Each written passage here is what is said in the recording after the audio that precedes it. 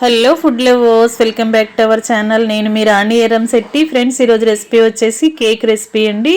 చిన్నపిల్లల నుంచి పెద్దవాళ్ళ వరకు అందరికీ ఇష్టమైన రెసిపీ. మనం కేకు చేసుకోవాలి అంటే, కేక్ తినాలి అని అనిపించినప్పుడు బేకరీకి వెళ్ళి తెచ్చుకుంటూ ఉంటాం. అలా కాకుండా ఇంట్లోనే అన్నీ కూడా ఇంట్లో ఉన్న ఇంగ్రీడియంట్స్తోనే మనకి హ్యాండ్ బ్లెండర్ లేకుండానే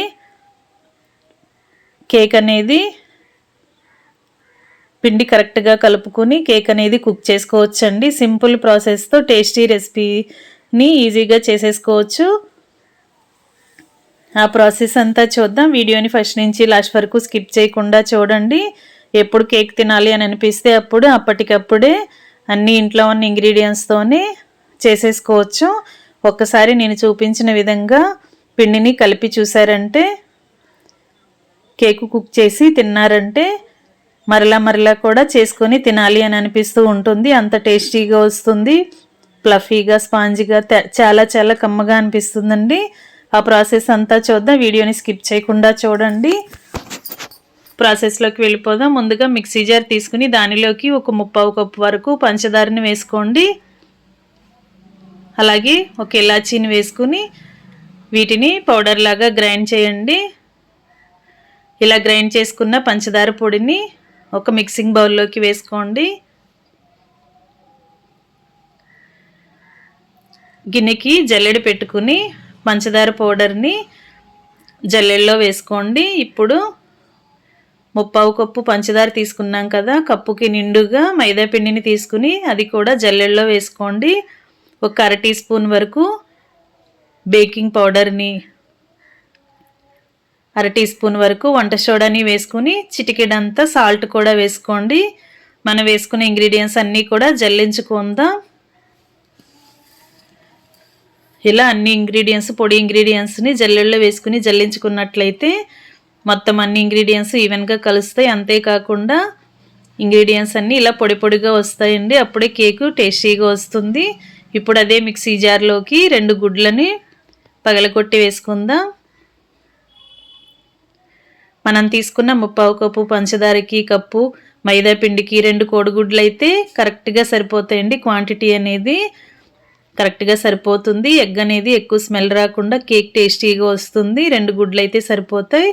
ఇప్పుడు అదే మిక్సీ జార్లోకి 1/2 కప్పు వరకు కుకింగ్ ఆయిల్ వేసుకుని 2-3 టేబుల్ స్పూన్లు కాచి చల్లార్చిన పాలను వేసుకోండి. కొంచెం గోరువెచ్చగా ఉన్న పాలను వేసుకోండి. అలాగే ఒక 1/2 టీ స్పూన్ వరకు వెనీలా ఎసెన్స్ వేసుకోండి.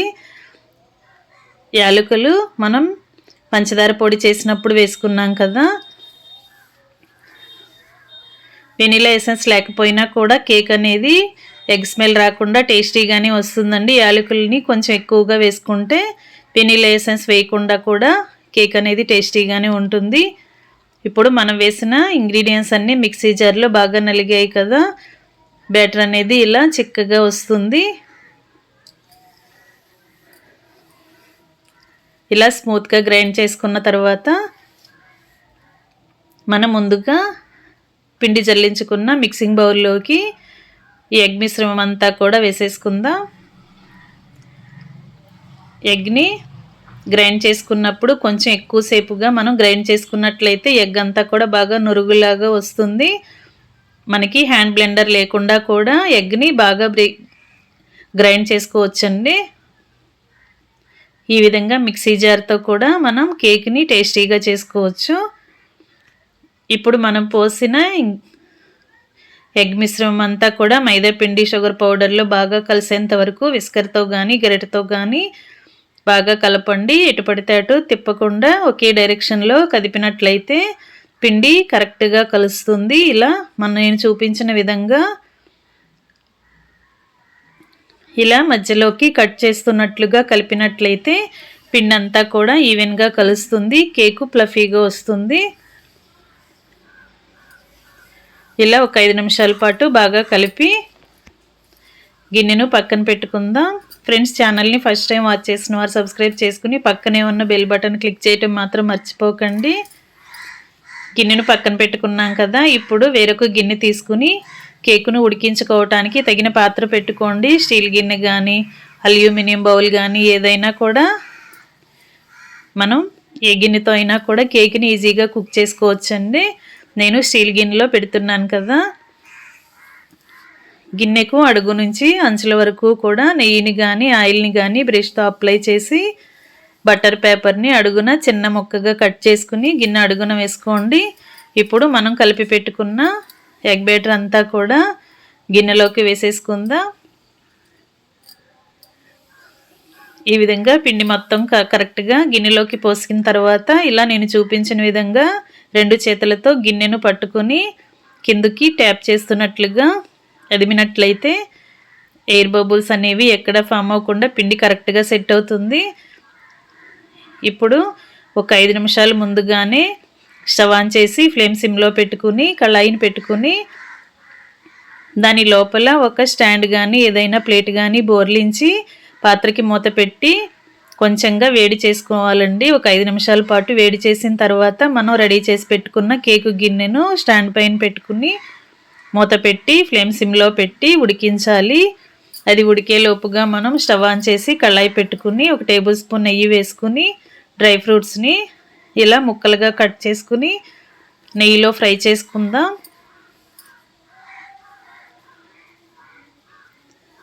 ఇలా జీడిపప్పులతో మనం కేకుని గార్నిష్ చేసుకోవచ్చండి. మీకు డ్రై ఫ్రూట్స్ ఏవి అవైలబుల్గా ఉంటే వాటిని ఇలా ముక్కలుగా కట్ చేసి నెయ్యిలో ఫ్రై చేసి రెడీగా పెట్టుకోండి. ఇప్పుడు కేకుకి ఒకసారి మూత తీసుకుని చూసుకున్నట్లయితే బేక్ అవుతుంది కదా. మనం పోసిన పిండి క్వాంటిటీకి అంతకన్నా కూడా చాలా పై వరకు వచ్చి పొంగింది. కొంచెం కేక్ అనేది కొంచెం లైట్గా తేమగా ఉన్నప్పుడు మనం నెయ్యిలో ఫ్రై చేసుకున్న డ్రై ఫ్రూట్స్ అన్నీ కూడా కేకు పైన గార్నిష్ చేసుకుందాం. కిస్మిస్ కానీ ఎండు కొబ్బరి ముక్కలు కానీ పిస్తా పప్పులు కానీ టూటీ ఫ్రూటీ కానీ మీకు ఏవి అవైలబుల్గా ఉంటే వాటిని ఇలా కేకు 3 వంతులు ఉడికిన తర్వాత కొంచెం తేమగా ఉన్నప్పుడే ఇవన్నీ కూడా గార్నిష్ చేసి మూత పెట్టి మరొక 5 మినిట్స్ ఉడికిద్దాం. ఇలా బాగా ఉడికిన తర్వాత చాకుతో కానీ టూత్పిక్తో కానీ కొంచెంగా లోపల వరకు గుచ్చి చూసినట్లయితే తేమ అనేది ఏమీ లేకుండా పొడి పొడిగా ఉంది అని అనిపిస్తే కేకు బేక్ అయినట్లేనండి. ఇంకా స్టవ్ ఆఫ్ చేసుకుని గిన్నెను పక్కన పెట్టి ఒక అరగంట కేకుని చల్లారనివ్వండి. అరగంట తర్వాత చాకుతో నేను చూపించిన విధంగా గిన్నె లోపల అంచులని కేక్ అంచుని ఓపెన్ చేయండి. చుట్టూ కూడా ఇలా ఓపెన్ చేసి పైన గిన్నె పైన ఏదైనా ప్లేట్ బోర్లించి కేకుని రిమూవ్ చేసుకుందాం.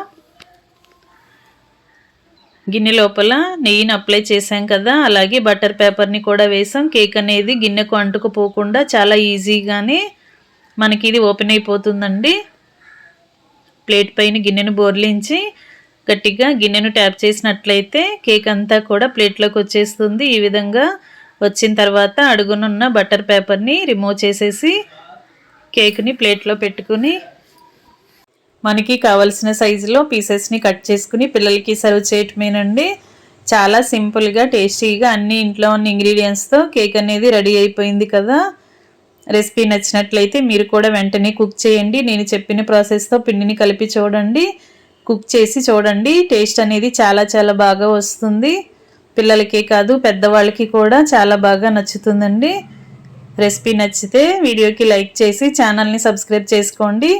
పక్కనే ఉన్న బెల్ బటన్ క్లిక్ చేయటం మాత్రం మర్చిపోకండి.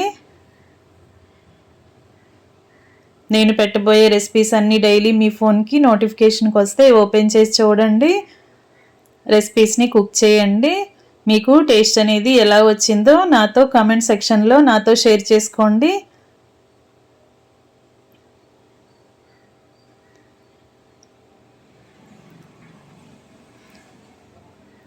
ఎప్పుడు తినాలనిపించినా కూడా అప్పటికప్పుడే మనం పంచదారని ఎగ్ని అలాగే ఆయిల్తో మైదా పిండితో తక్కువ టైంలో కుక్ చేసేసుకోవచ్చండి.